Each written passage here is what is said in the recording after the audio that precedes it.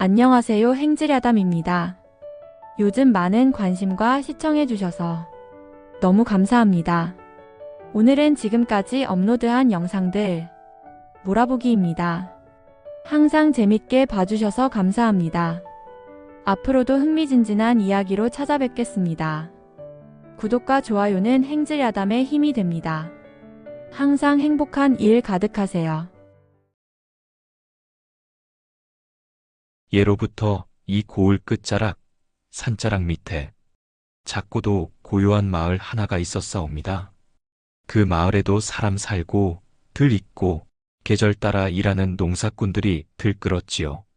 그 중에서도 그 마을 장날만 되면 빠지지 않고 등판했던 사내 하나가 있었으니 이름하여 복식이라 하였사옵니다.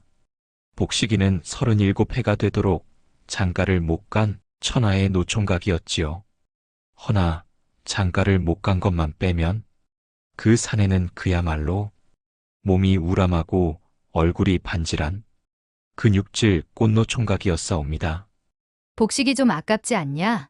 아유, 얼굴은 딱 제 사위인데. 이런 말들이 장터를 가로질러 어찌나 오르내리던지 복식이는 괜히 고개만 급적이며 쑥스레 웃곤 했지요. 허나 그 사내에게도 사연은 있었사옵니다. 어미는 일찍 세상을 떴고 아버지는 산에서 나무하다 절벽에 굴러 허리를 다쳐버렸으니 그 어린 복식이는 그때부터 논이며 밭이며 오롯이 혼자 짊어졌고 장도 혼자 보고 불도 혼자 지피고 그저 묵묵히 살아온 날뿐이었지요. 아무리 혼자 사는 게 익숙하다 하여도 밤이면 달빛이 창살에 스미고 혼자 먹는 밥이 모래 같을 때가 있었사옵니다. 그러던 어느 날 밤이었지요. 복식이는 평소처럼 밥을 겨우 차려 먹고는 이부자리에 누웠사온데 이상하게도 그날따라 금방 눈이 감겼던 게였지요. 그리고는 다음 날 아침 복식이는 믿기 힘든 장면과 마주하게 되었사옵니다. 방 안에 고소한 들기름 냄새가 은은히 퍼져 있었고 찬장엔 손도 안 댄 콩나물이 뽀얗게 묻혀져 있었으며 숯불에 구운 듯한 꽁치 2마리가 따뜻한 김을 내며 밥상에 올라 있었던 것이지요. 이거 내가 해놓은 건 아니지? 복식이는 머리를 급적이며 방 안 여기저기를 두리번거렸사오나 아무도 없었사옵니다. 잠결에 한 것도 아닌 듯 도무지 이건 사람이 해준 듯한 살뜰한 손길이 느껴졌던 것이지요. 그날 밤도 마찬가지였사옵니다. 복식이가 눈을 붙이고 콧김을 훅훅 내뿜고 있을 때 쓱싹쓱싹 방 안에서는 누군가 조심스레 부엌에서 뭔가를 손질하는 소리가 났사옵니다. 복식이는 화들짝 깼으나 몸이 천근만근 눌린 듯 움직이질 않았고 눈꺼풀도 마치 도포자락처럼 무겁기만 했지요. 그렇게 한동안 밤마다 누군가가 복식이의 방에 다녀가고 날이 밝으면 상 위엔 따끈한 밥과 국이 놓여 있었으며 심지어 속옷이며 저고리까지 빨려서 마당 빨랫줄에 가지런히 널려 있던 것이옵니다. 마을 사람들은 그 사실을 까맣게 몰랐고 복식이 또한 누구에게 말도 못하고 그저 속으로만 중얼거렸지요. 이거 도깨비 짓은 아닐까잉? 허나 그리 무서운 일만도 아니었사옵니다.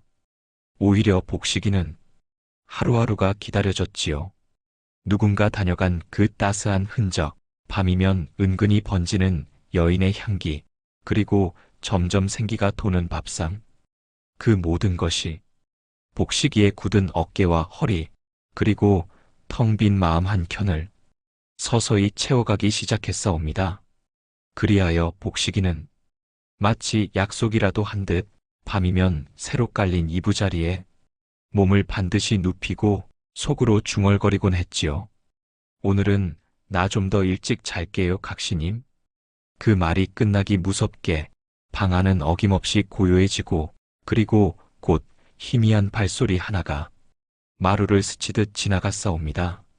그 순간 복식이의 입꼬리는 나도 몰래 올라갔고 가슴께가 따뜻해졌사오며 잠은 달콤하고 깊었지요.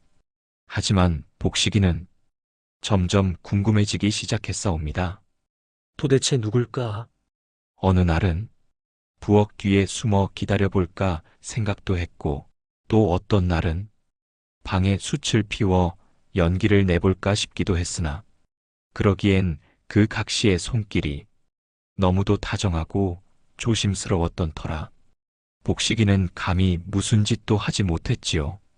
그저 밤이면 괜히 이불을 단정히 깔아놓고 빗자루로 마루를 쓸고 방 안에 향 한 줌을 피우며 기다리기만 했던 것이옵니다.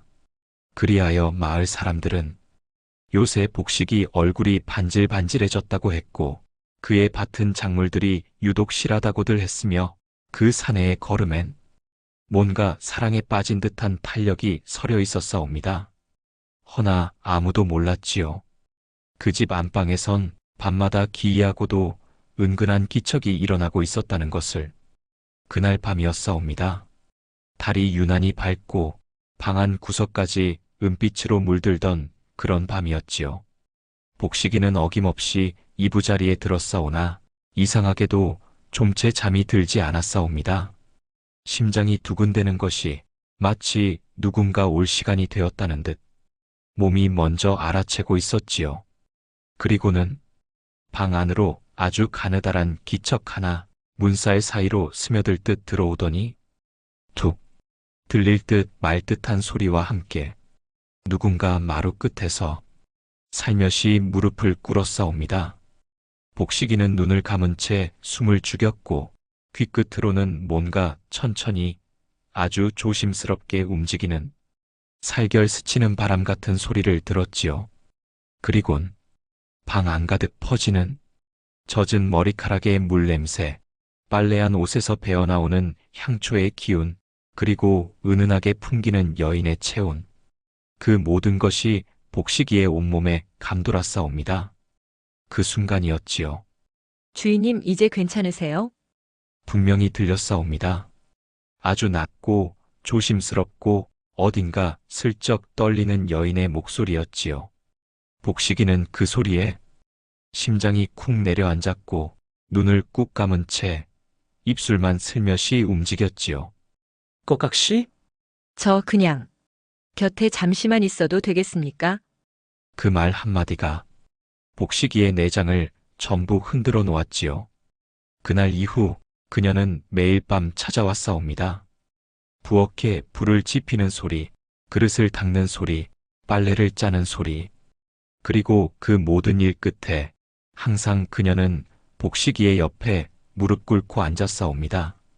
그녀는 말이 없었지만 손끝 하나, 숨결 하나에 이상할 만큼 정이 서려 있었지요. 복식이는 어느 순간부터 그녀가 무릎 꿇는 자리를 가만히 바라보기 시작했사옵니다. 그 여인은 항상 눈을 내리깔고 있었으며 긴 머릿결이 축 젖어 자연스럽게 가슴을 가리고 있었고, 하얀 저고리는 밤 공기에 눅눅이 젖어 살갗에 착 감기는 듯 하였지요. 복식이는 더 이상 잠을 자지 않았사옵니다. 그저 그녀를 몰래 지켜보며 심장이 터질 듯 가슴을 움켜쥐었지요. 그러던 어느 날 밤, 복식이는 조심스레 몸을 일으켰고 그녀가 무릎 꿇은 자리에 등을 기댄 채 조용히 입을 열었사옵니다. 이제 이름을 물어도 되겠소? 그녀는 조용히 고개를 저으며 말했지요. 부르지 마세요. 이 몸은 부르면 사라져야 하니까요. 그런 법이 어딨어. 난 그대가 누구든 그저 오늘처럼 내 곁에 있어주면 좋소. 복식이의 말에 그녀는 눈을 질끈 감더니 가만히 그의 무릎에 이마를 기댔사옵니다.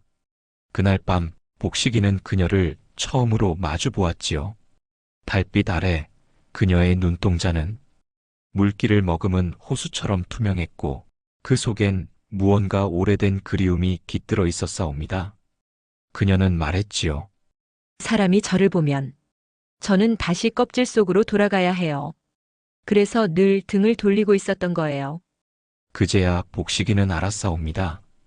그녀가 항상 무릎 꿇은 채 정면을 바라본 이유, 복식이의 얼굴을 마주하지 않았던 이유가 정체를 들키면 떠나야 한다는 어딘가 슬픈 운명을 지닌 존재. 복식이는 더는 참지 못하고 그녀의 손등을 조심스레 잡아싸웁니다. 손은 따뜻했고 사람과 다를 바 없었으며 그 부드러움 속에선 모종의 떨림이 함께 느껴졌지요. 그녀는 말없이 눈을 감고 복식이의 손길을 받아들였고 그날 밤 둘은 아무 말 없이 긴 시간을 함께 보냈사옵니다. 새벽이 밝아올 무렵 그녀는 조용히 일어나더니 한마디 남기고 돌아섰지요. 내일 밤 만약 제가 여전히 여기에 있다면 그땐 저를 이름 없이 불러주세요. 그 말이 무슨 뜻인지 복식이는 끝내 묻지 못했사옵니다. 허나 그날 이후로 복식이는 더 이상 혼자 밥을 먹지 않았고 잠은 항상 따뜻한 숨결 곁에서 들었으며 그 집 마루에는 젖은 발자국이 늘 조용히 남아 있었사옵니다. 하지만 그 여인은 정말 사람일까요? 복식이는 점점 의심이 들기 시작했지요. 어느 날 그가 마당의 큰 항아리를 뒤적이다 웬 조개 껍질이 가득 담긴 바가지를 발견하였고 빨랫줄 끝에 걸려있던 이상하게 투명한 하얀 천 하나는 어디서도 본 적 없는 물결 무늬가 살아있었던 것이옵니다. 그리하여 복식이는 결심하였지요. 그녀가 물러간 밤 방 안을 조용히 뒤져보기로. 그 결심은 곧 세상에서 가장 신비하고 야릇한 비밀의 문을 열게 되는 순간이었사옵니다. 그날도 달빛은 고요했고 바람은 살결보다 부드럽게 마루를 스치고 있었사옵니다. 복식이는 여느 때처럼 방 안을 쓸고 향을 피운 뒤 저고리를 단정히 개켜놓고는 자리 한켠에 반드시 누웠지요. 허나 오늘은 왠지 마음이 어수선했사옵니다. 그녀가 떠나고 남긴 조개 껍질, 항아리 속에 반짝이던 비늘들, 빨랫줄에 걸려있던 물결무늬 천. 그것들은 분명 이 세상의 것이 아니었사옵니다. 복식이는 마음을 다잡은 듯 등 뒤에 작은 항아리 하나를 숨겨두고 그 안에 천천히 조개 껍질을 덮어 숨겨놓았지요. 그리고 그날 밤 그녀는 어김없이 찾아왔사옵니다. 촉촉히 젖은 머리칼, 은은한 향내, 그리고 어두운 방 안을 가로지르는 그녀의 가냘픈 발걸음. 복식이는 눈을 감은 채 그녀가 곁에 다가오는 기척을 느꼈고 그녀는 예전처럼 그의 앞에 무릎을 꿇었지요. 허나 오늘의 그녀는 어딘가 다르다 느껴졌사옵니다. 숨결이 더 가빠지고 있었고 두 손을 꼭 움켜쥔 채 어깨가 조금씩 떨리고 있었사옵니다. 복식이는 조심스레 몸을 일으켜 그녀의 얼굴을 바라보았지요. 그녀는 처음으로 복식이의 눈을 정면으로 마주했사옵니다. 그 순간 방 안의 감도는 공기는 바람처럼 식어갔고 달빛은 유난히 하얗게 그녀의 눈매를 비추었지요. 오늘이 마지막이에요. 복식이는 말없이 고개를 끄덕였고 그녀는 이어서 조용히 말을 잇더이다. 제가 여기에 있을 수 있었던 건 주인님이 저를 끝내 부르지 않았기 때문이에요. 제 이름을 모르셨기에 이렇게 곁에 머무를 수 있었던 거예요. 복식이는 그제야 이해하였사옵니다. 그녀가 매번 등을 돌린 이유, 정면을 바라본 채 무릎을 꿇었던 이유, 이름이 들키는 순간 그녀는 이 세상 사람이 아님이 드러나고 곧 이 세상을 떠나야 하는 운명이었기 때문이었지요. 나는 당신의 이름이 궁금하지 않소. 난 그냥 그대가 여기 있는 것만으로도 좋소. 복식이의 말에 그녀의 눈시울이 붉어졌고 그 눈빛은 고인 물처럼 흔들렸사옵니다. 하지만 전 곧 돌아가야 해요. 제가 있어야 할 곳으로. 그녀는 조용히 자신의 손을 복식이의 가슴 위에 얹으며 말했지요. 여기 따뜻해서 조금만 더 머물고 싶었는데. 그 말에 복식이는 가슴이 찢기는 듯한 통증을 느꼈고 그녀의 손을 양손으로 감싸며 속삭였사옵니다. 그대가 떠나도 내 마음 안에선 하루도 떠나지 않을 것이요. 그녀는 그 말에 조용히 웃었고 천천히 일어나 뒤돌아섰지요. 그 순간 복식이는 그녀의 발치에 무심코 펼쳐진 작은 천 조각을 발견하였사옵니다. 바로 항아리 안에 숨겨놓았던 그 물결무늬 비단 조각과 똑같은 것이었지요. 복식이는 천천히 손을 뻗어 그 조각을 집어들었고 그와 동시에 그녀의 몸에서 빛이 퍼져나오기 시작했사옵니다. 부드럽고 투명한 빛은 방 안전체를 감싸고 그녀의 저고리는 은은한 비늘처럼 반짝였으며 그 머릿결은 젖은 실타래처럼 흘러 어깨 아래로 쏟아져 내렸지요. 복식이는 입을 틀어막았고 그녀는 조용히 말했지요. 이제 제 모습을 보셨으니 전 돌아가야 해요. 아니요, 그럴 수 없어. 당신이 누구든 나는 그대를 사랑하오.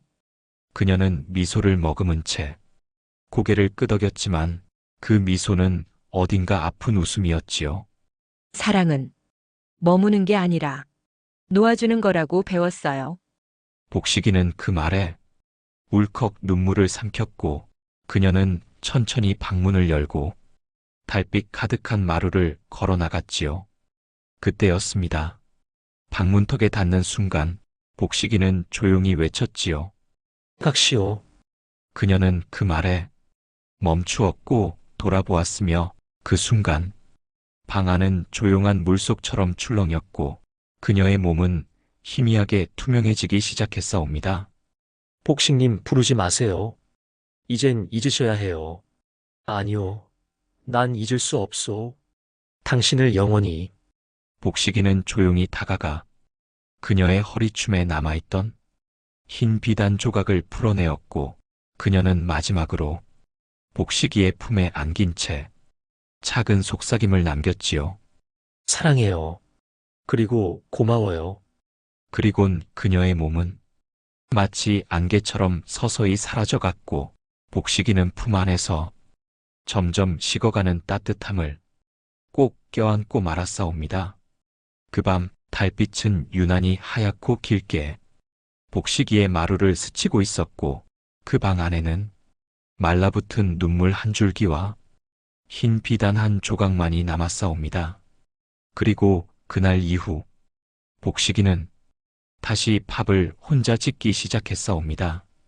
허나 신기하게도 그의 밥상은 예전보다 더 따뜻해졌고 방 안엔 여전히 은은한 향이 감돌았으며 빨래는 꼭꼭 바람 좋은 날에만 마르곤 했지요. 사람들은 말하였사옵니다. 복식이 요즘 더 반지르르해졌네. 무슨 일이 있었던 거요? 허나 복식이는 그저 조용히 웃을 뿐 그 누구에게도 그녀의 이야기를 꺼내지 않았사옵니다. 그의 마음 안엔 늘 무릎 꿇고 있던 그녀가 조용히 미소 짓고 있었으니 그녀가 사라진 그날 밤 복식이는 한참을 방 안에 가만히 앉아 있었사옵니다. 품 안에 고이 안고 있던 건 더는 따뜻하지 않은 하얀 비단 한 조각과 그녀가 남기고 간 조용한 향기 하나뿐이었지요. 그녀의 말처럼 사랑은 붙드는 것이 아니라 놓아주는 것이라 하였지만 그녀의 온기가 가시지 않은 마루 끝을 손끝으로 쓸며 복식이는 말없이 중얼거렸습니다. 내가 놓은 게 아니요. 그대가 머문 자리가 내겐 이미 집이었는디. 그렇게 며칠을 밥도 뜨지 않고 방 안에 앉아 뜬 눈으로 밤을 지새우던 복식이었사오나 어느 날 마루 끝에 조용히 앉아 있는데 봄 햇살이 고운 줄기 하나 복식이의 무릎 위에 머물렀습니다. 그 순간 복식이는 깨달았지요. 그녀는 떠난 게 아니었습니다. 그녀는 자신이 쌓은 따뜻함을 이 집에 남기고 간 것이고 그 품을 지켜주는 건 이제 자기 몫이라 여겼지요. 그날 이후로 복식이는 다시 밥을 짓기 시작하였고 논에 나가 호미를 들었으며 마을 사람들 사이로 다시 몸을 섞기 시작하였사옵니다. 다만 그의 행동 하나하나엔 전보다 더 깊은 정이 담겨 있었지요. 누가 아프다 하면 진심으로 발을 씻겨주고 아이들이 배고프다 하면 자기 반찬이라도 덜어주었으며 혼자 사는 늙은이의 지붕이 새면 그날 저녁을 마다 않고 올라가 손을 보았사옵니다. 어떤 이는 그를 머슴도 아닌 것이, 중도 아닌 것이, 하고 수군거렸지만 복식이는 웃으며 말했지요. 사람이여. 누군가 날 살려준 만큼 나도 누군가 살아나게 도와야지. 그리하여 복식이 집은 늘 문이 열려 있었고 언제든 쉬어갈 수 있는 마루가 되었으며 해마다 봄이 오면 흰 비단 조각 하나가 문 앞에 걸렸답니다. 사람들은 그걸 복식이 풍경이라 불렀고 바람 불어 그것이 흔들리면 누군가를 그리워하는 소리가 들린다 하였지요. 시간이 흘러 복식이의 머리도 희끗희끗해졌지만 그의 마음은 오히려 더 단단하고 고왔사옵니다. 그는 늘 말했지요. 사람은 말이여, 누가 내 곁에 머물렀는가 보다 내가 누구 곁에 따뜻했는지가 더 중요하다. 그 말을 들은 젊은이 하나가 도시로 돌아가며 말했답니다. 복식이 아재한테 뭔가를 배운 것 같아요. 앞으론 저도 누군가에게 그런 사람이 되어 볼랍니다. 그 말에 복식이는 조용히 웃으며 이렇게 대답했지요. 그럼 됐지. 그거면 각시도 흡족할겨. 그날 밤 복식이는 하늘을 올려다보았고 하늘 한자락에 투명하게 흔들리는 젖은 머릿결 같은 구름이 가만히 떠 있었다고 합니다. 사람들은 지금도 말합니다. 그 우렁이 각시? 그건 사람 아니여. 사람보다 더 깊은 사랑이었지. 또 누군가는 속삭이지요. 복식이 방안 마루엔 지금도 물기 젖은 발자국이 가끔 남는다더라. 그리고 아주 가끔씩은 달빛이 유난히 밝은 밤이면 마루 끝에 하얀 옷 입은 여인이 무릎 꿇고 앉아 조용히 웃고 있다는 이야기가 전해져 내려온답니다.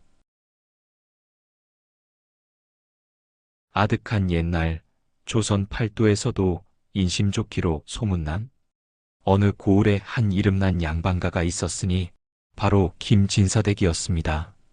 김진사댁은 대대로 학문을 숭상하고 덕을 베풀어 마을 사람들의 칭송이 자자했지요.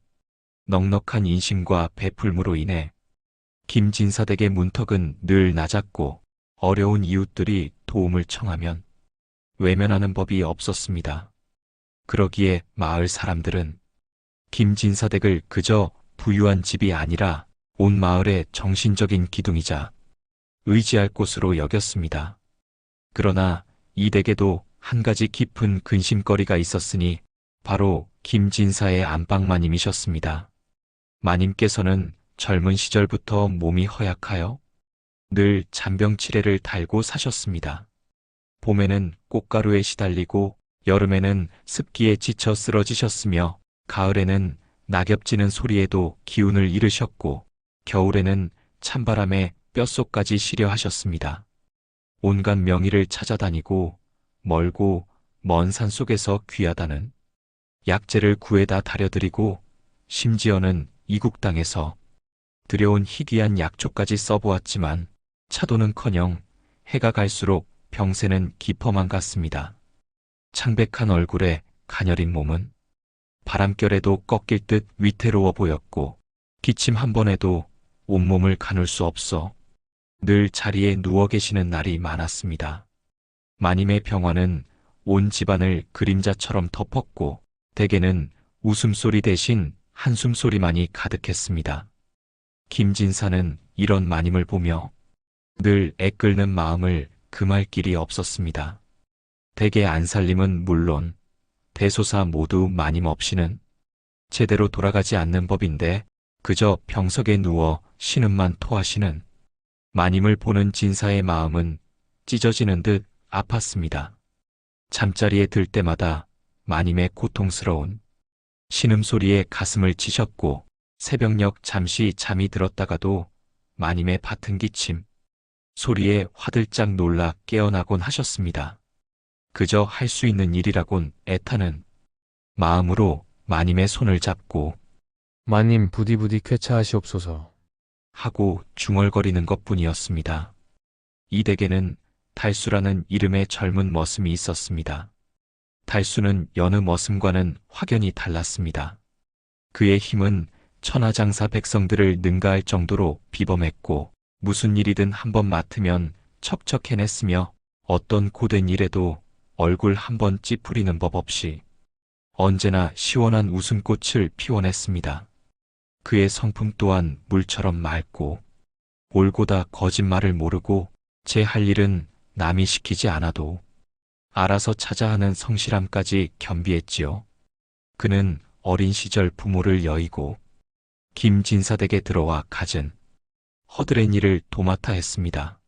새벽 일찍 일어나 마당을 쓸고 장작을 패고 아궁이에 불을 지피는 일부터 밭을 갈고 씨를 뿌리며 수확하는 일까지 굳은 일마다 않고 묵묵히 해냈습니다. 하지만 단 한 번도 불평하는 법이 없었습니다. 오히려 자신을 거두어준 진사댁에 대한 한없는 고마움이 컸기에 늘 진사내외를 친부모처럼 섬기고 마님께는 특히 더 지극한 마음으로 대했습니다. 마님이 조금이라도 편안히 쉬실 수 있도록 작은 일 하나라도 더 살피고 따뜻한 차 한 잔이라도 더 권하는 것은 달수에게 너무나도 당연한 일이었습니다.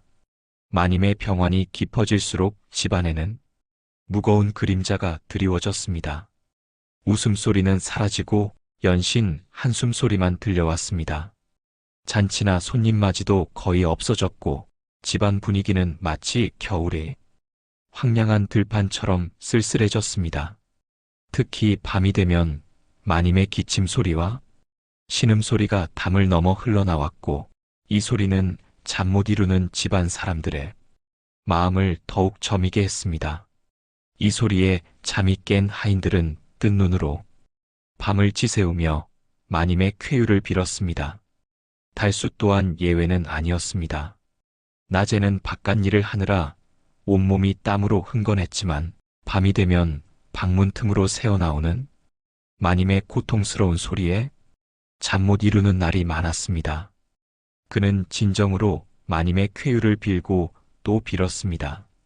잠든 중에도 마님의 병이 낫기를 바라는 염원이 그의 숨결에 실려나가는 듯 했습니다. 어느 날 밤 마님의 병세는 절정으로 치달았습니다. 가쁜 숨을 몰아쉬며 기침을 멈추지 못하는 마님의 모습에 진사는 망연자실할 뿐이었습니다. 마님의 숨소리는 점점 더 가늘어졌고 온몸은 식은 땀으로 축축했습니다.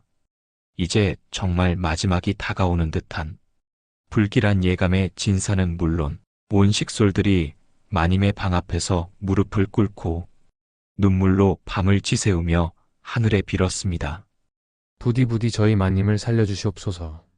절규와 같은 기도 소리가 어둠 속에 메아리 쳤습니다. 그때 달수가 조심스럽게 진사에게 다가갔습니다. 그의 얼굴에는 밤새 잠 못 이룬 피곤함이 역력했지만 눈빛만은 형형하게 빛나고 있었습니다.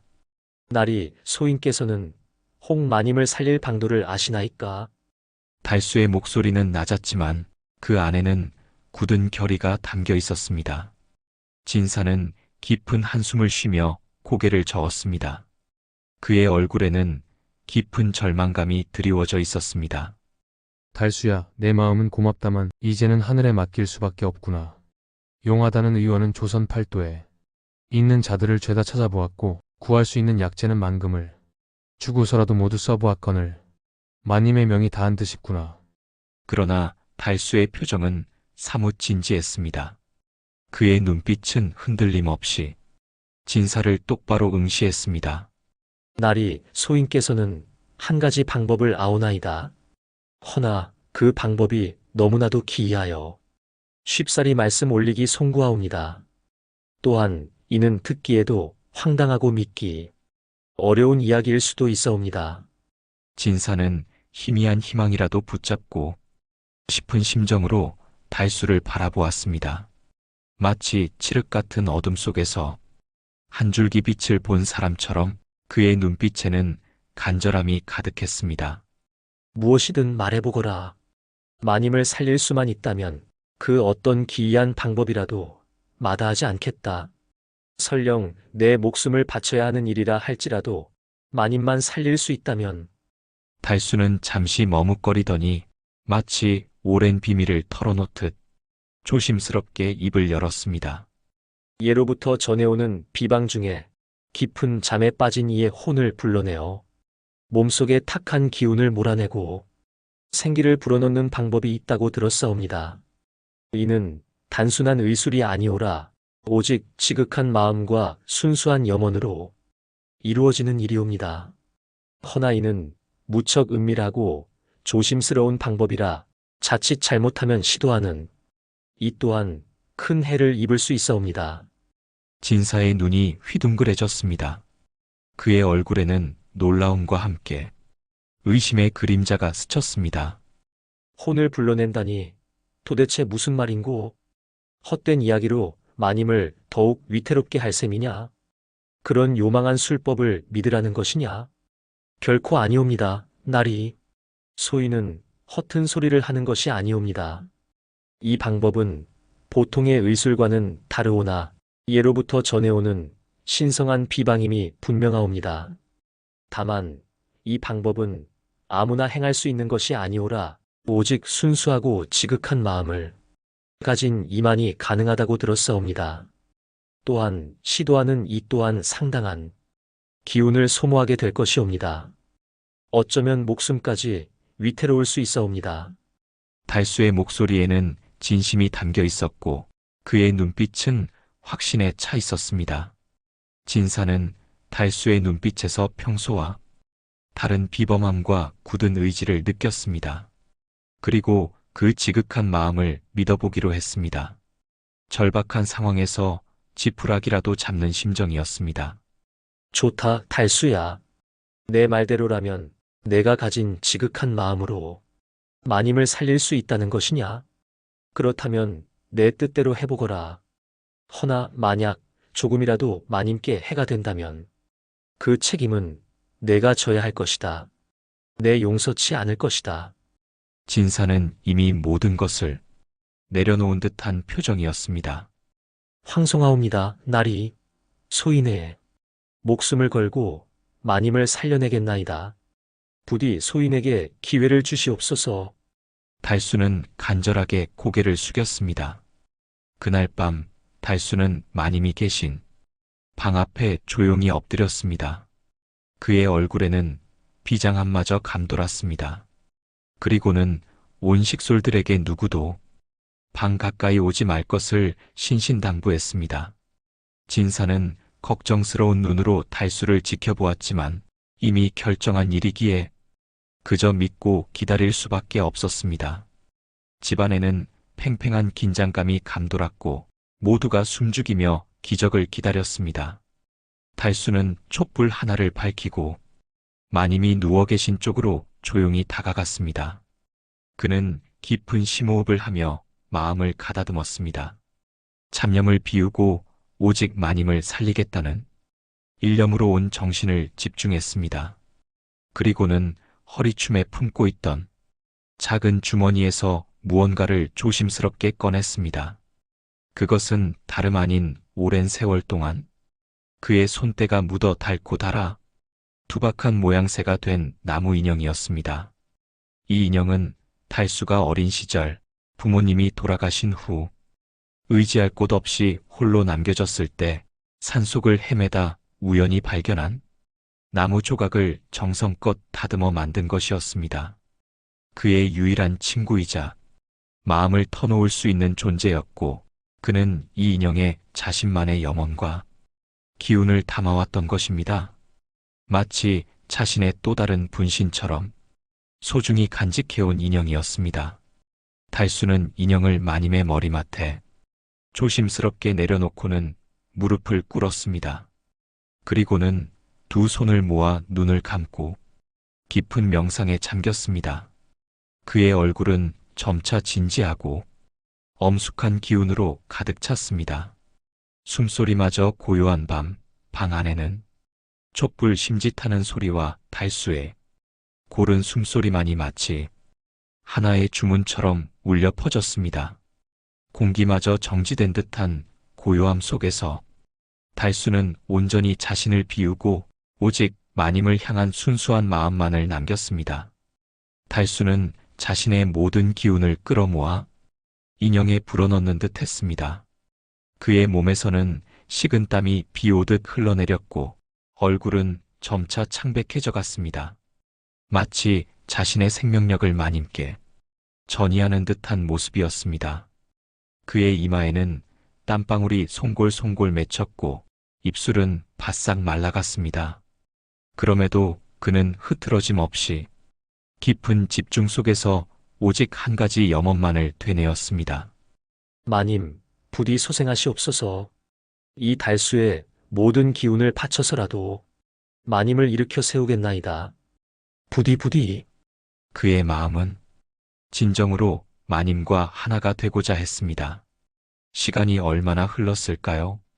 밤은 깊어지고 별들이 서서히 서쪽 하늘로 기울기 시작했습니다. 새벽달기 첫 울음을 터뜨리기 시작하고 동쪽 하늘이 희미하게 푸른빛으로 물들어올 무렵이었습니다. 그때 달수의 몸이 크게 휘청거리며 앞으로 고꾸라졌습니다. 그는 온몸의 기운을 소진한 듯 미동 없이 바닥에 쓰러졌습니다. 진사는 깜짝 놀라 방문을 열고 달려 들어갔습니다.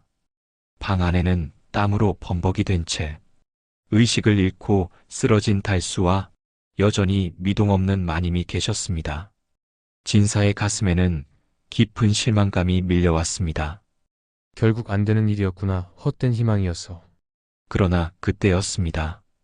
진사가 마님께 다가가려는 찰나 마님의 가녀린 손가락이 미세하게, 아주 미세하게 움직이는 것을 진사는 보았습니다. 그의 눈은 놀라움으로 휘둥그레졌습니다.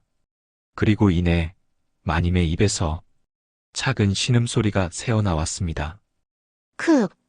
진사는 자신의 눈을 의심했습니다.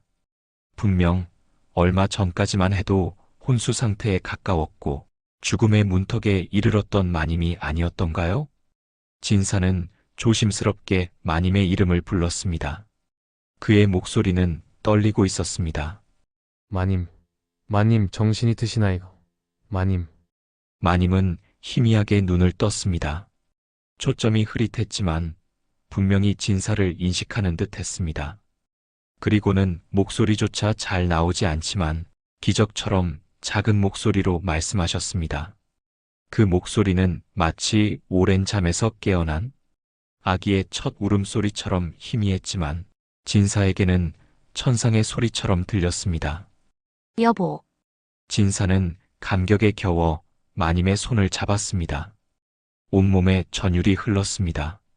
심장이 쿵쾅거렸고 눈에서는 뜨거운 눈물이 쏟아져 내렸습니다. 기적이라고 밖에는 설명할 수 없는 일이었습니다. 마님은 조금씩 의식을 되찾으셨고 신기하게도 그동안 그렇게 심하던 기침도 잦아들었습니다. 마님의 숨소리가 점차 편안해지는 것을 느낀 진사는 그제야 겨우 안도의 한숨을 내쉬었습니다. 며칠이 지났습니다. 마님은 점차 기력을 회복하셨고 신기하게도 안색마저 맑아졌습니다. 병색이 완연했던 얼굴에는 핏기가 돌기 시작했고 눈빛에는 생기가 서렸습니다. 처음에는 앉아있는 것조차 힘겨워 하셨지만 이내 일어나 앉으실 수 있게 되었고 며칠 뒤에는 직접 자리에서 일어나 걸음마를 시작하셨습니다. 비틀거리는 첫걸음은 진사에게는 세상에서 가장 아름다운 춤처럼 보였습니다. 온 집안에는 웃음꽃이 피었고 김진사는 매일같이 달수를 찾아 감사 인사를 전했습니다. 쓰러져 있던 달수는 다음 날 저녁이 되어서야 겨우 정신을 차렸지만 그는 아무렇지도 않은 듯 다시 자신의 일터로 돌아갔습니다. 달수야, 내 덕분에 마님이 살아나셨구나. 내게는 진정 목숨을 빚졌다. 내 이 은혜를 어찌 다 갚아야 할지 모르겠구나. 무엇이든 내게 원하는 것이 있다면 말해보거라. 재산을 주든 벼슬을 주든 무엇이든 내게 보답하겠다. 내 너를 양자로 삼고 싶을 정도다. 진사의 목소리에는 진심 어린 감사가 가득했습니다. 그러나 달수는 고개를 저었습니다. 그의 얼굴에는 여전히 변함없는 온화한 미소가 걸려 있었습니다. 나리 소인은 그저 마님께서 쾌차하시기를 바랐을 뿐이옵니다. 소인에게 주신 은혜가 어찌 적다 하오리까. 어릴 적 부모 없는 소인을 거두어 주시고 따뜻한 밥과 잠자리를 주신 것만으로도 소인은 평생 갚아도 모자랄 은혜를 입었나이다. 그저 마님께서 건강히 오래오래 사시는 것만이 소인의 가장 큰 바람이옵니다. 다른 것은 바라지 않사옵니다. 그의 진심 어린 말에 진사는 더욱 감동했습니다. 그는 달수가 비범한 인물임을 다시 한번 깨달았습니다. 그저 힘 좋은 머슴이 아니라 타인을 향한 지극한 마음과 순수한 기운을 가진 특별한 존재라는 것을요. 진사는 달수를 향한 존경심을 감출 수 없었습니다. 달수가 마님을 구한 이야기는 삽시간에 마을에 퍼져나갔고 멀리 이웃 고을에까지 소문이 자자했습니다. 사람들은 달수를 기적을 행한 머슴이라 부르며 칭송했습니다. 그들은 달수에게 신묘한 능력이 있다고 믿었으며 어려운 일이 생기면 달수를 찾아와 도움을 청하기도 했습니다. 그러나 달수는 여전히 변함없이 묵묵히 자신의 일을 해나갔습니다. 그는 자신이 행한 일에 대해 뽐내거나 자랑하는 법이 없었습니다. 오히려 자신을 낮추고 겸손한 태도를 유지했습니다. 마님의 건강은 날마다 좋아지셨고 몇 달 뒤에는 예전에 건강하고 밝은 모습으로 완전히 돌아오셨습니다. 김진사댁은 다시 활기를 되찾았고 마님의 웃음소리는 집안 가득 울려 퍼졌습니다. 마님은 달수를 볼 때마다 따뜻한 미소를 지으셨고 달수 또한 마님의 건강한 모습에 진심으로 기뻐했습니다. 그들의 눈빛에는 깊은 신뢰와 존경, 그리고 서로를 아끼는 마음이 담겨 있었습니다. 어느덧 세월이 흘러 달수는 김진사댁의 굳건한 기둥이 되었습니다. 그는 여전히 묵묵히 자신의 자리에서 최선을 다했고 그의 지극한 마음은 변함이 없었습니다. 사람들은 달수가 마님을 살린 그것이 단순한 약이나 의술이 아니라 아무런 대가 없이 오직 상대를 살리고자 하는 순수하고 지극한 마음, 즉 진정한 사랑과 헌신의 기운이었음을 깨달았습니다.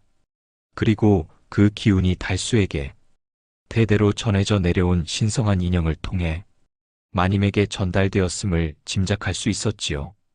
그 인형은 달수 내면의 순수한 기운을 담아내는 매개체였던 것입니다.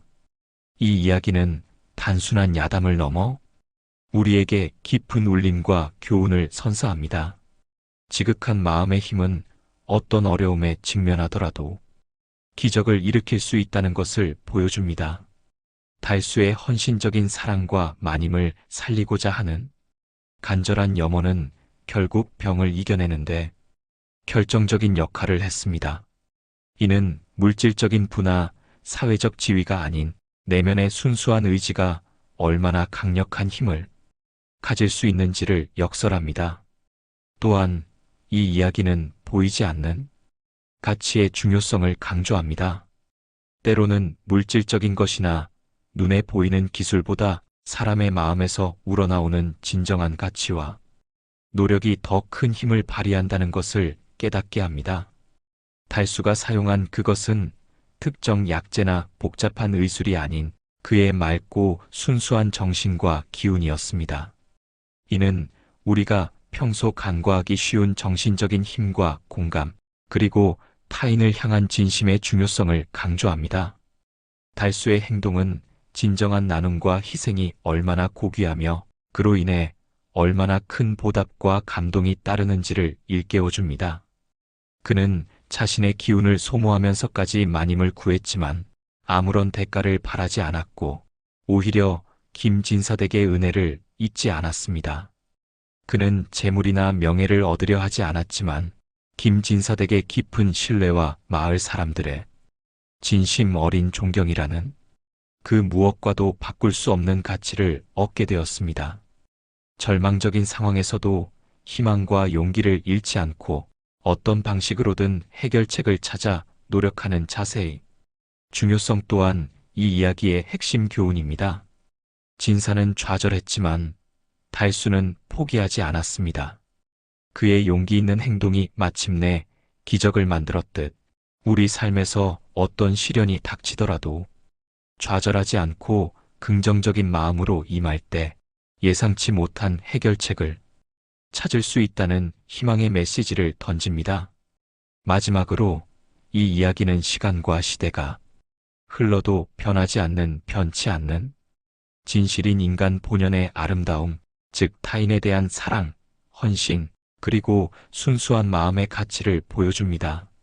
달수의 이야기는 단순히 옛날 이야기를 넘어 오늘날에도 우리가 추구해야 할 인간적인 덕목들을 상기시켜줍니다. 보이는 것 너머의 가치를 보고 지극한 마음으로 타인을 대하며 늘 희망을 잃지 않는다면 우리 또한 삶 속에서 크고 작은 기적을 마주할 수 있을 것입니다.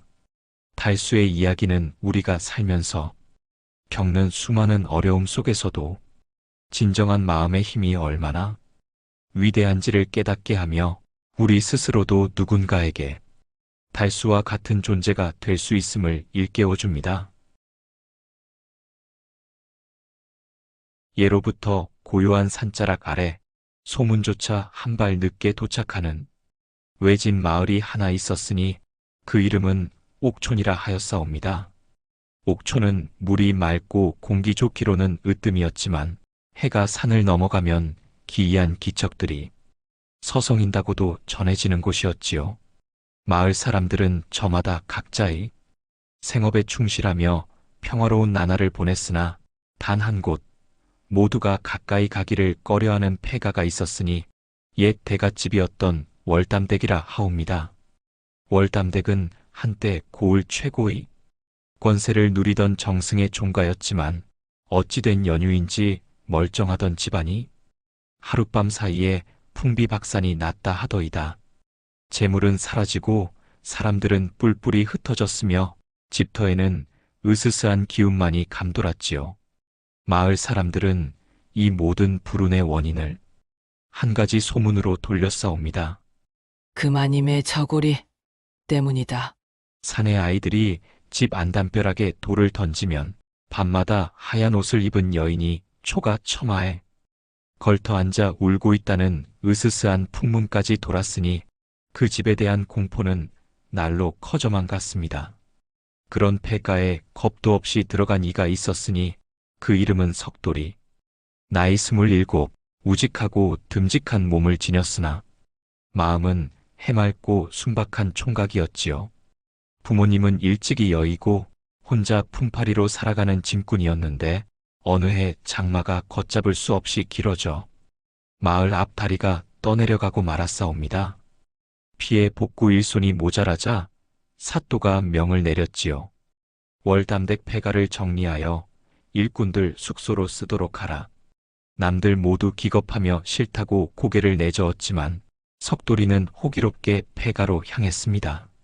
첫날은 낫을 들고 들어가 집터 전체를 뒤덮은 잡초를 걷어냈고 이튿날은 빗자루로 묵은 낙엽과 흙먼지를 쓸어냈습니다. 셋째 날은 대청마루에 쌓인 먼지를 털어내고 기둥을 닦아내며 밤늦도록 일을 하였지요. 그리고 그날 밤 석돌이의 운명을 송두리째 바꿔놓을 일이 일어났사옵니다. 그것은 바로 대청 끝에 놓인 낡은 장롱 안에서 나온 것이었지요.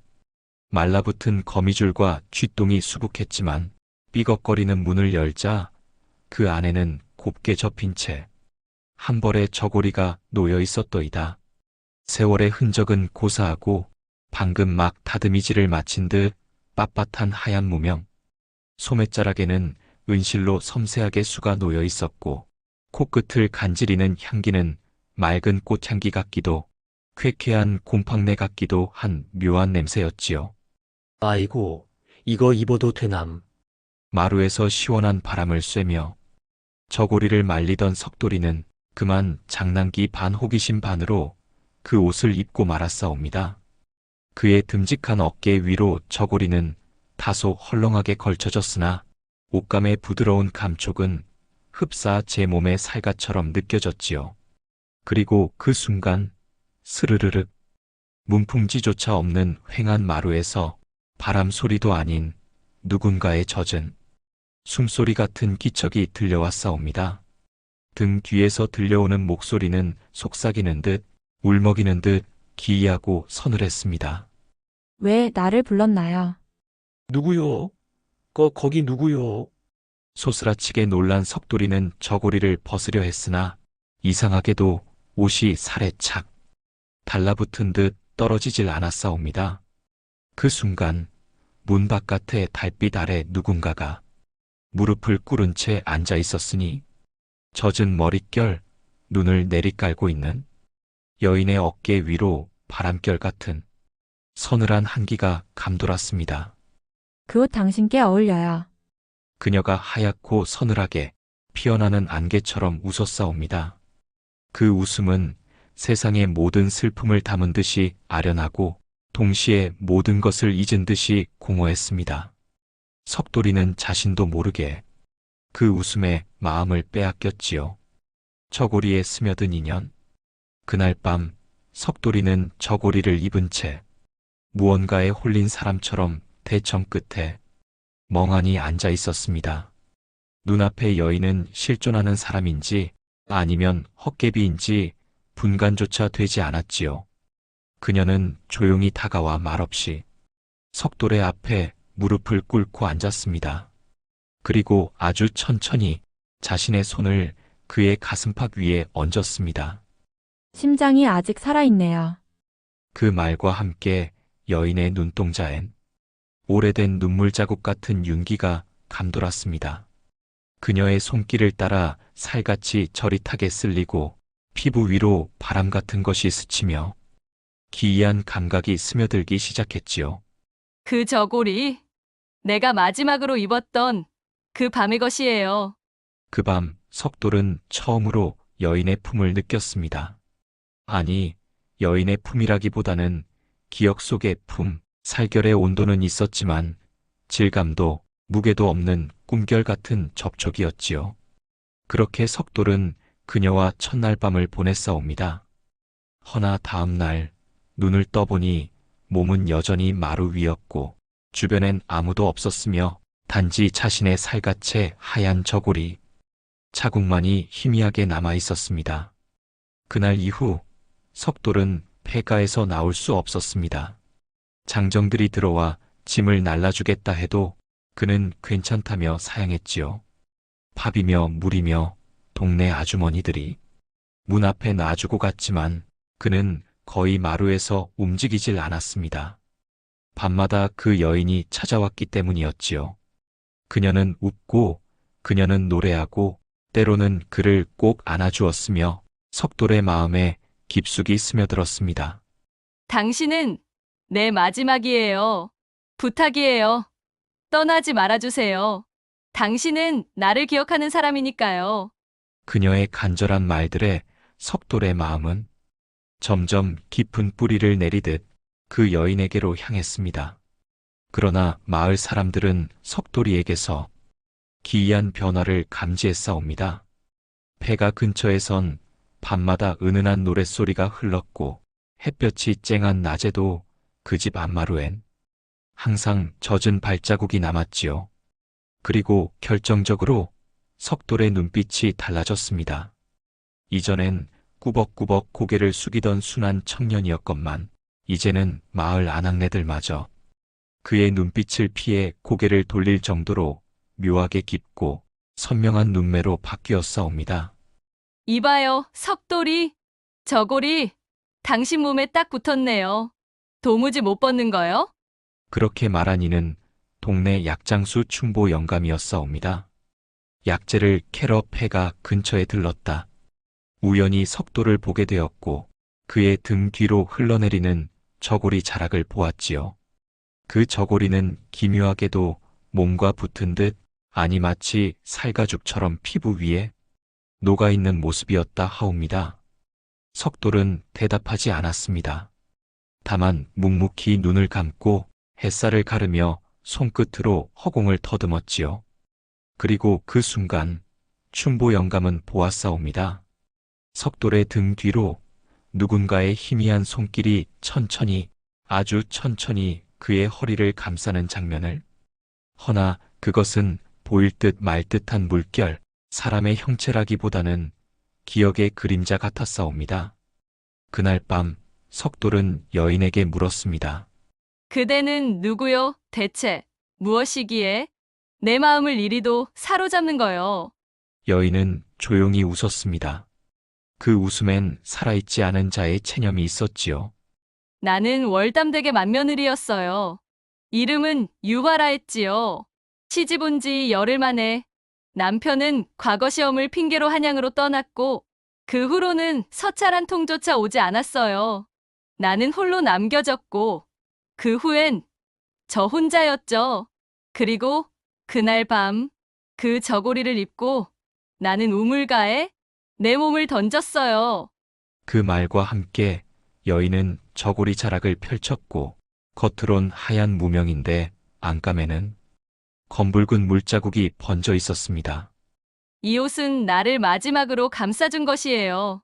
내 원념도 내 기억도 전부 이 옷 속에 남았어요. 그녀의 눈가엔 이슬 같은 눈물이 맺혔고 석돌은 그 순간 어쩌면 자신이 그녀를 품은 첫 번째 사람일지도 모른다는 묘한 운명감을 느꼈습니다. 하지만 동시에 그의 등 뒤로 차가운 물기와 한기가 서서히 스며들고 있었지요. 저고리는 이제 단지 옷이 아니었습니다. 그것은 그녀의 살, 그녀의 온기, 그리고 그녀가 붙잡고 싶은 마지막 인연이었지요. 그날 밤도 여인은 찾아왔습니다. 하얀 저고리 자락은 빛도 없고 그림자도 없는 곳에서 스르르 흐르듯 바람결처럼 스며들었지요. 그녀는 오늘따라 말없이 그저 석돌이의 옆에 앉아 등에 얼굴을 기대었습니다. 왜 오늘은 아무 말이 없소? 오늘은 내 이야기를 들려드리려고요. 이 저고리의 마지막 밤을요. 유화는 17 같은 나이에 시집왔지만 남편의 부재 속에서 시어머니와 시숙, 마름, 하인들만이 있는 집에서 화병 같은 존재로 안채에 갇혀 살았다고 했습니다. 그러던 어느 날 대청 너머로 들려온 시숙의 목소리. 전현, 얼굴값은 하지 않냐? 혼자 묶어두기 아깝다. 저고리 벗기면 울까 웃을까? 그리고 그날 밤 유화는 혼자였지요. 사람들은 모두 술자리에 취했고 안채는 고요했습니다. 그녀는 처음으로 저고리를 벗어 빨래통에 담갔다가 다시 입었는데 그때였습니다. 문이 벌컥 열리고 술 냄새와 함께 들이닥친 그림자 셋. 맏며느리 시숙이 그댈 위해 직접 오셨다지 않소? 그녀는 도망치려 했으나 안방의 문고리는 잠기지 않았고 손에 쥔 부엌칼은 너무 가벼웠으며 그날 밤의 비는 너무 굵고 차가웠습니다. 그녀는 그 하얀 저고리 그대로 우물가로 나가 몸을 던졌다고 했습니다. 그리고 그때부터 그녀의 저고리는 사람의 몸을 기억하기 시작했던 것이었지요. 석돌은 그 말을 들으며 처음으로 저고리를 껴안았습니다. 그녀의 온기 없이 단지 옷만 남은 자락을 꼭 끌어안고 터질 듯한 가슴으로 말했지요. 그럼 나는 당신을 품은 첫 사내란 말이오? 여인은 그 말을 듣고 고개를 끄덕였습니다. 그리고는 그의 가슴팍에 손을 얹어 살며시 속삭였지요. 당신을 품으면 내가 살 수 있을까요? 내 몸이 되면 다시 이 세상에서 당신 곁에 있을 수 있을까요? 그 순간 저고리는 살아 움직이는 것처럼 스르르르 그의 몸을 휘감고 숨결을 따라 들썩이기 시작하였습니다. 소매자락이 가슴을 감고 깃이 목덜미를 핥듯 흐르며 허리춤 아래로 매듭지듯 감기더니 그녀는 그의 입술에 입을 맞추었지요. 입맞춤이 아닌 입김처럼 숨결처럼 그의 몸으로 스며들었사옵니다. 두 개의 심장, 하나의 몸. 그날 이후 석돌의 육신은 조금씩 달라지기 시작했지요. 먼저 그의 눈빛은 더욱 깊어졌습니다. 사람을 꿰뚫는 듯 그 속에 오래된 슬픔이 깃든 눈. 그리고 피부는 점점 희어졌으며 손끝은 예전보다 가늘고 섬세해졌고 목소리는 묘하게 낮고 이상하게도 여자의 목소리처럼 은은한 여운이 생기기 시작했사옵니다. 마을 사람들은 수군대기 시작했습니다. 저놈 사람 맞아? 밤마다 여인이 드나든다더니 그게 그놈 몸 안에 든 거 아니냐?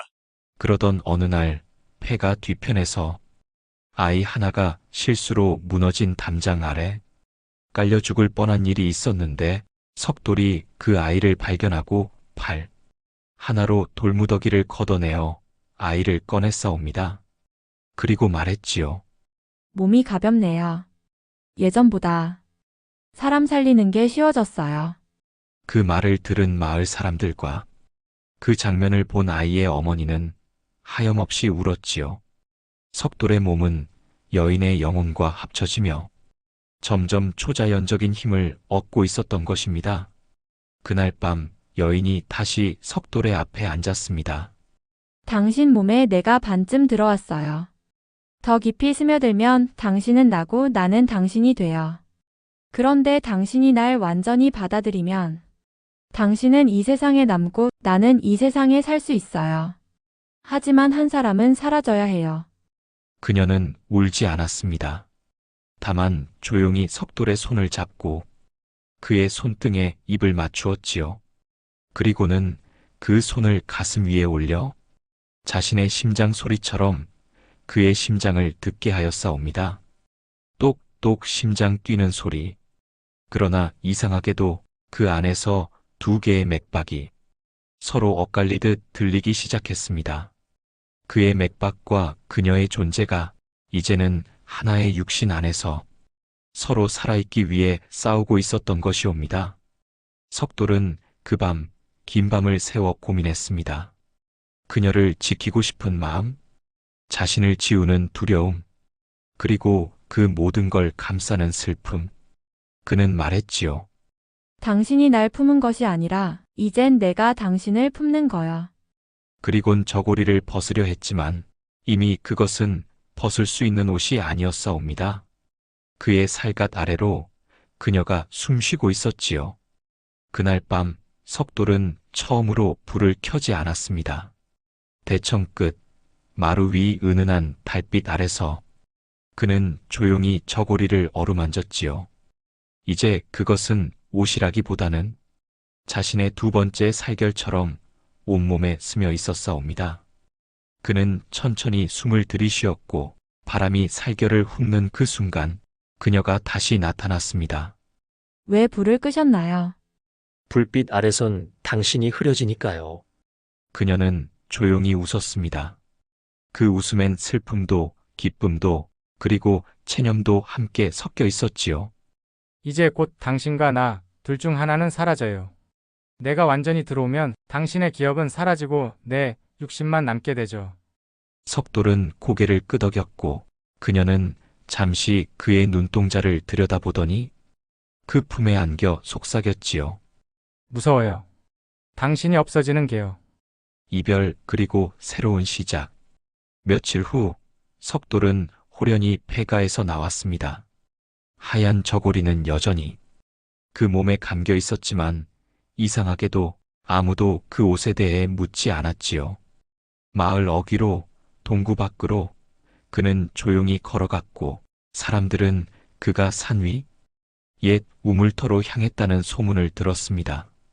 그 우물은 바로 그녀가 몸을 던졌던 곳이었지요. 그 밤 석돌은 우물가에 무릎을 꿇고 앉았습니다. 그리고 작은 나무 상자 하나를 꺼내 그 안에 저고리를 정갈하게 접어넣고 서서히 우물 속으로 내렸지요.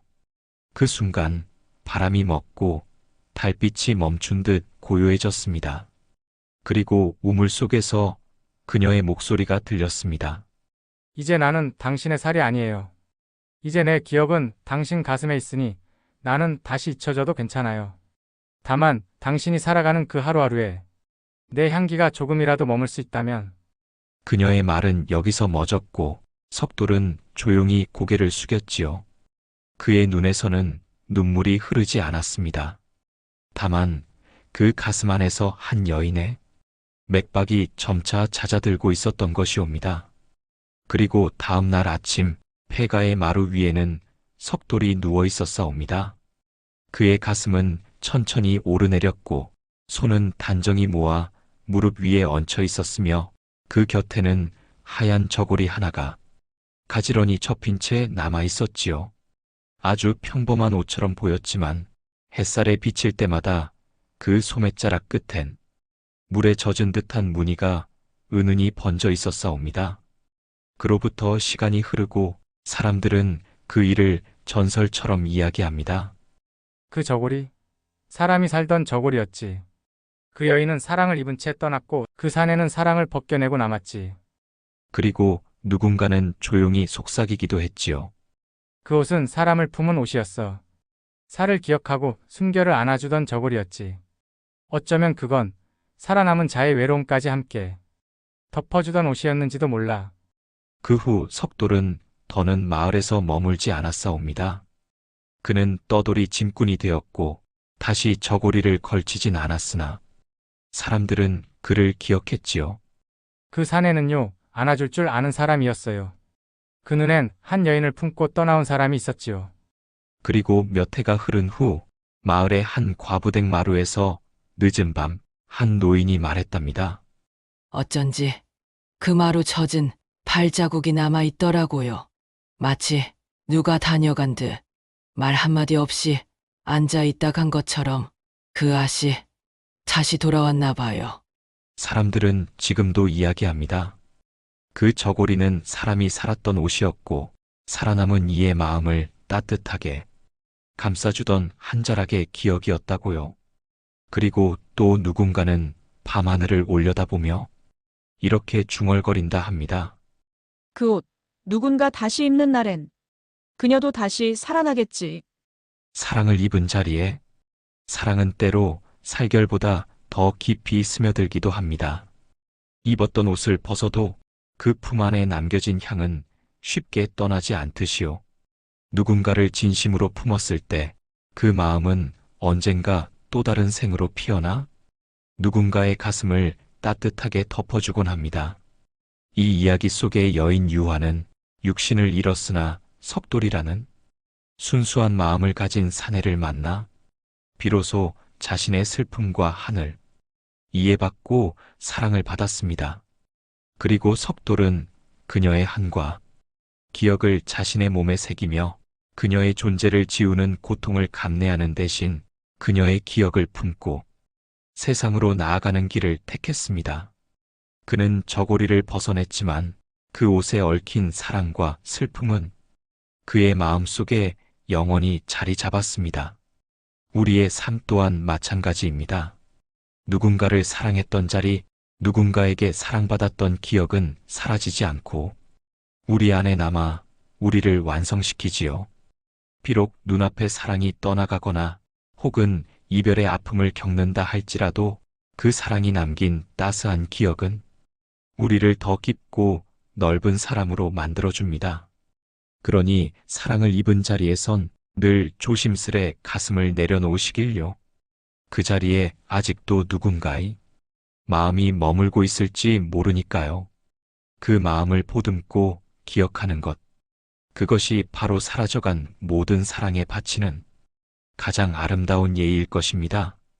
석돌의 가슴에 남아있던 유화의 맥박처럼 사랑은 언제나 우리 안에서 새로운 생명을 찾아 숨쉬고 있을 것입니다.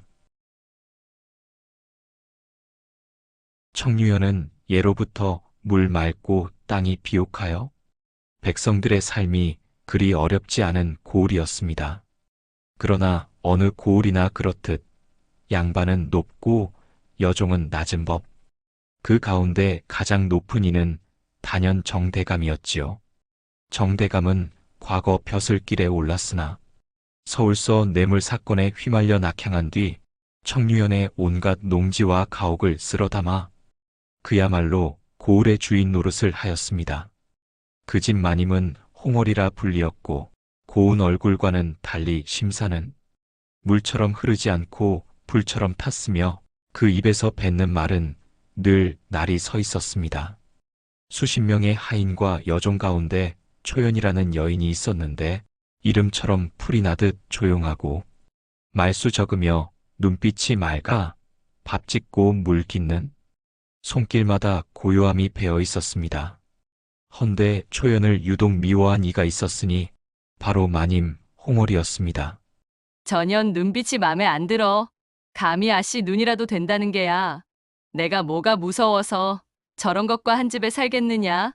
그리하여 초연은 늘 뒷방에 갇히듯 살며 남은 찌꺼기로 밥상을 때웠고 겨울에도 손 빠진 저고리 하나에 몸을 웅크린 채 지냈습니다. 그러한 초연을 몰래 지켜보던 눈이 있었으니 바로 정대감이었지요. 대감은 문틈 너머로 장독 옮기는 초연의 엽선을 보며 입술을 깨물었습니다. 허허, 마님은 물이 너무 새하나 저 아이는 마치 안개 같은 구석이 있어. 조심스러우면서도 젖었어. 그날 밤 대감은 일부러 술을 들이켜고 다들 잠든 시각 초연의 방 앞에 발을 들였습니다. 초연이 자느냐? 초연은 놀라 대감을 맞았고 대감은 그녀의 손을 잡으며 비루한 욕망을 드러냈습니다. 내 손 이리 좀 내어보거라. 너무나 고생한 손이로구나. 허나 이 손으로 무얼 쥐고 싶으냐? 응? 초연이 고개를 돌리자 대감의 손은 이미 그녀의 어깨를 붙잡고 있었습니다. 가만히 있거라. 아무도 모르느니라. 나는 다 보았느니라. 마님 눈치를 보며 물기러 오는 너를 쪼그라든 저 허리를. 그때 문 밖에서 마님의 발소리가 들렸고 정대감, 그 입을 다물지 못하겠느냐? 문이 벌컥 열리며 마님 홍월이 들이닥쳤습니다. 대감은 놀라 초연을 떼어내며 소리쳤지요. 인연이 유혹했다. 이 여우 같은 년이 나를 꿰었소. 초연은 억울함에 두 손을 모으고 고개를 숙였으나 마님의 회초리는 망설임 없이 그녀의 등을 내리쳤습니다. 이 음탕한 년, 우리 집 안방을 더럽혀 쫓아내라. 당장 이 년을 저작거리로 내쫓거라.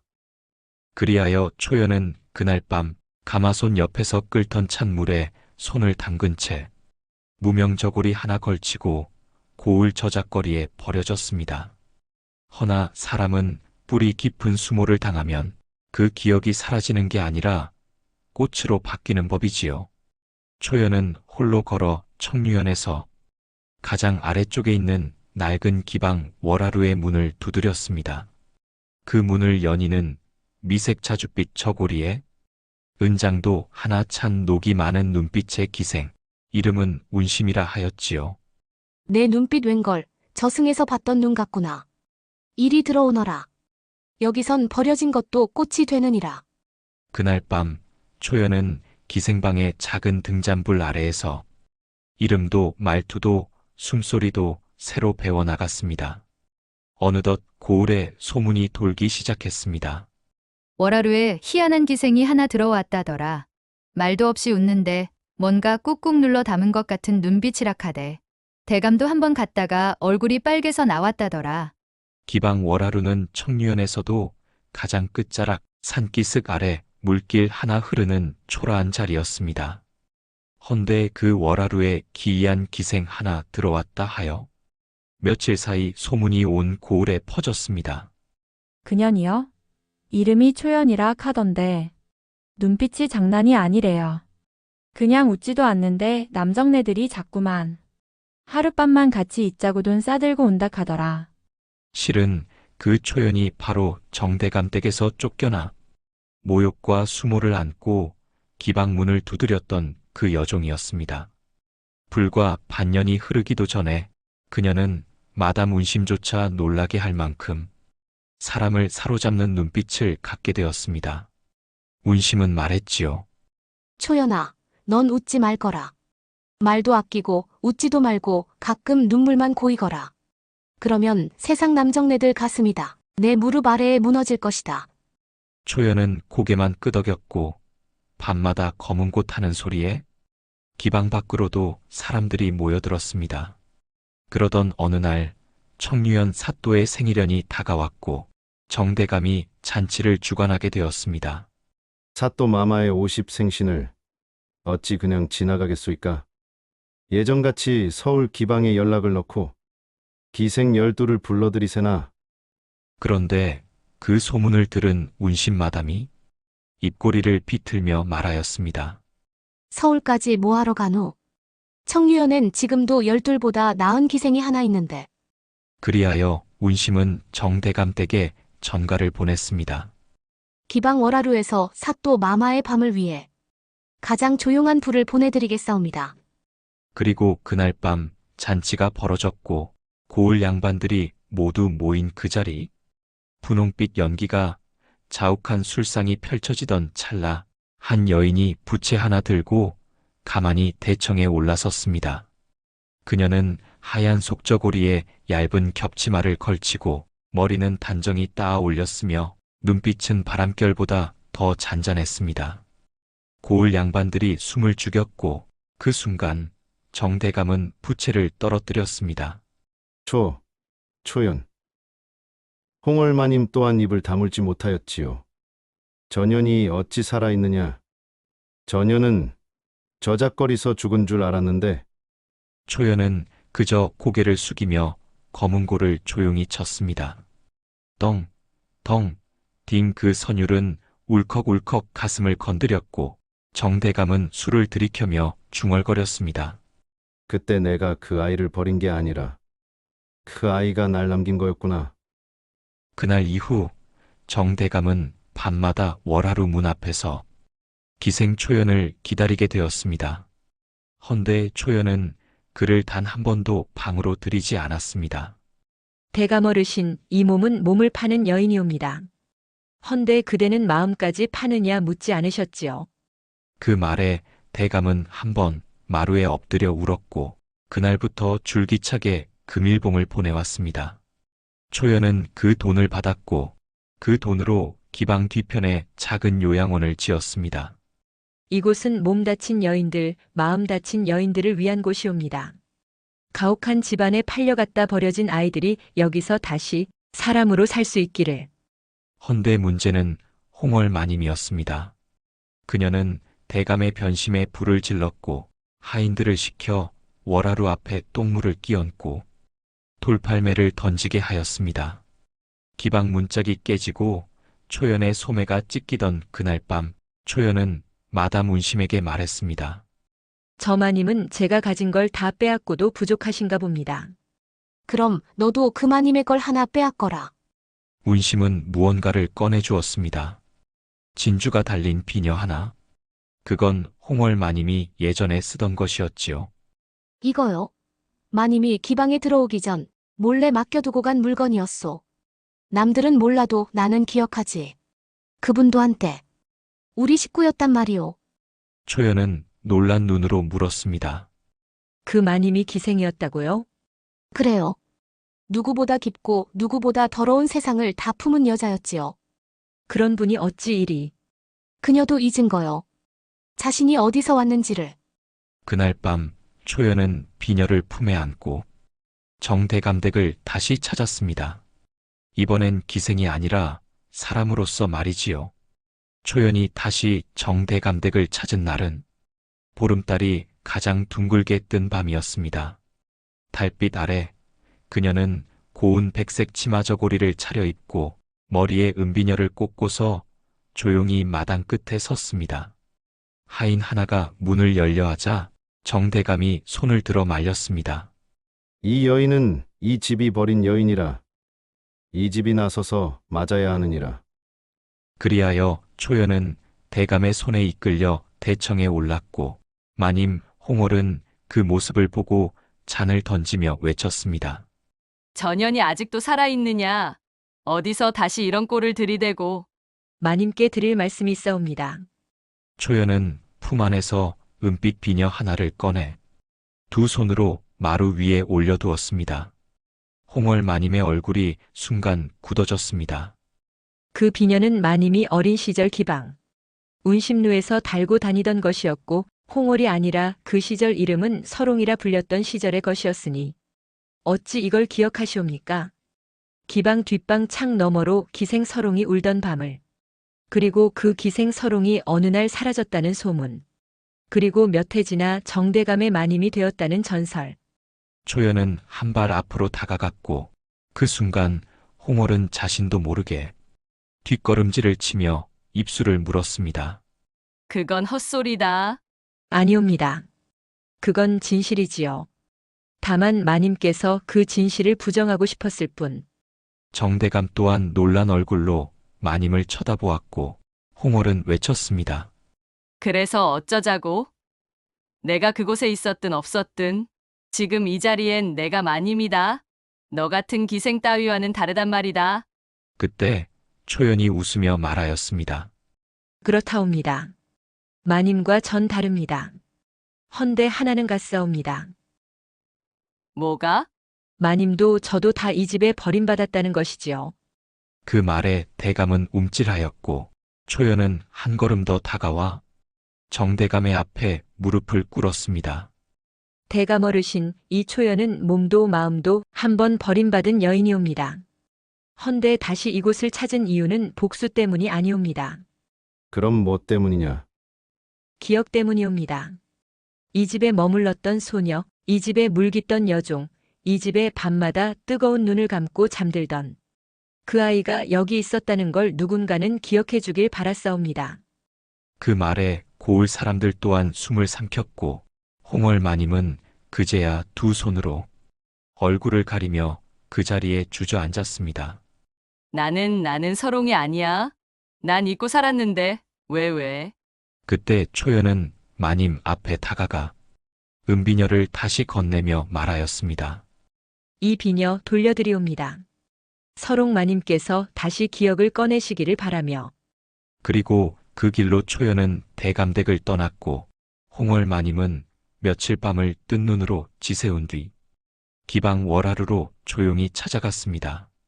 운심은 말없이 마루에 차를 올렸고 초연은 고개만 살짝 숙였으며 홍월 마님은 마루 끝에 무릎을 꿇고 앉아 말했습니다.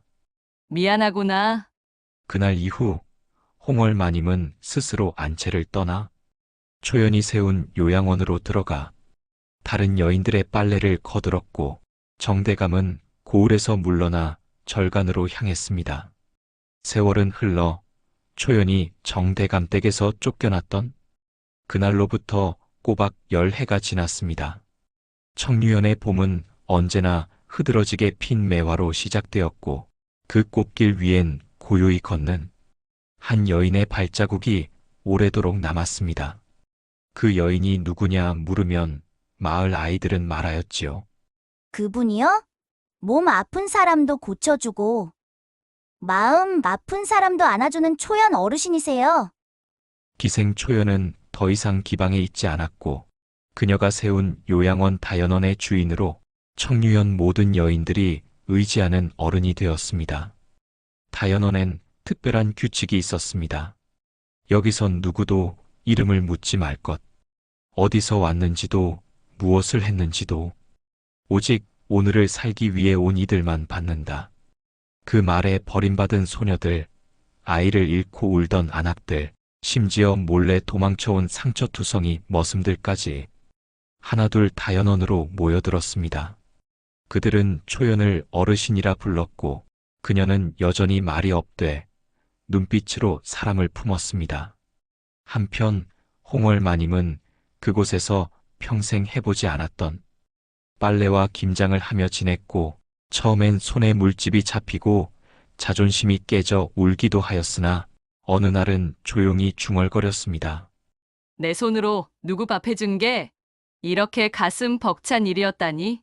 그녀는 가끔 초연에게 묻곤 하였습니다. 그날 널 때린 내 손 넌 어찌 용서했느냐. 초연은 대답하지 않았고 그저 오래된 비녀 하나를 해묵은 찬장에 고이 넣은 뒤 말없이 차를 따랐습니다. 정대감은 절간으로 들어간 뒤 세상과의 인연을 끊고 살았으며 해마다 보름날마다 다연원 앞으로 익명의 곡식 자루가 놓였다고 전해집니다. 어느 날은 다연원 문 앞에 낯선 소년 하나가 서 있었습니다. 허름한 두루마기, 얼굴에 흉터 하나, 눈동자엔 말 못할 사연이 담긴 아이였습니다. 초연은 말없이 아이를 안으로 데려와 손수 머리를 감겨주고 죽을 끓여 먹였습니다. 며칠 뒤 아이는 조심스레 말했습니다. 어르신, 제 이름 백돌인입니다. 그 말에 초연은 멍하니 그 얼굴을 바라보았고 기억 한켠에서 아주 오래된 사람이 떠올랐습니다. 정대감과 홍월마님에게 학대받았던 어느 여종이 혼자 울던 마루 끝에서 품었던 작은 생명이었을지도 모를. 그날 밤 초연은 처음으로 아이 손을 잡고 산책을 나섰습니다. 달빛이 강가 위에 가득 퍼졌고 은하수가 발밑으로 흐르던 그 밤, 아이의 발이 푹 꺼지는 늪지에 빠졌을 때 초연은 말없이 그 손을 잡아당겼고 물기를 훔친 뒤 조용히 말했습니다. 물이 드는 건 그저 젖는 것과는 다르단다. 네. 물드는 것은 그 속까지 물이 스며드는 것. 아픔도 사랑도 우리 안에 물드는 거란다. 그러니 버려졌다고 잊지 마라. 넌 이미 누군가의 마음을 물들였으니. 아이의 눈동자가 흔들렸고 그날 밤 이후 아이는 초연을 어머니라 부르기 시작했습니다. 해마다 봄이 오면 청류연의 매화 아래 하얀 옷 입은 여인이 마루 끝에 앉아 차를 우리며 사람을 맞이했습니다. 그녀가 머물던 방에는 찢긴 무명 저고리 하나, 은비녀 하나, 그리고 책상머리에 조용히 놓인 짧은 글귀 하나가 있었다지요. 누군가에게서 버림받았을지라도 스스로를 버리지 마소서. 꽃은 땅에 떨어져도 그 향은 사람의 기억에 남나니. 그리하여 청류연 사람들은 말했습니다. 초연 어르신은 기생이 아니었지요. 그분은 한때 무너졌던 모든 여인을 다시 일으킨 사람이라 했습니다. 또 누군가는 속삭였답니다. 진짜 복수는 누굴 무너뜨리는 게 아니라 나 자신을 세우는 것이라 하더이다. 초연의 삶은 단순한 한 여인의 비극적인 이야기가 아니었습니다. 그녀는 극한의 모욕과 고통 속에서도 자신을 놓지 않고 오히려 그 아픔을 통해 타인을 치유하고 품는 위대한 존재로 거듭났습니다. 정대감과 홍월마님의 과오를 용서하고 그들 스스로가 진정한 변화를 이룰 수 있도록 이끈 것은 초연의 깊은 이해와 넉넉한 마음 때문이었습니다. 그녀는 자신을 버렸던 이들에게 복수하기보다 그들의 아픔까지 보듬으며 스스로의 길을 개척했습니다. 이 이야기는 진정한 용서와 자기 회복의 가치를 일깨웁니다. 초연은 복수심에 휩쓸리지 않고 자신을 버렸던 이들을 품음으로써 더 큰 사랑과 이해를 실천했습니다. 그녀는 자신을 내몰았던 세상에 맞서 싸우기보다 그 세상 속에서 상처받은 이들을 위한 안식처를 마련했습니다.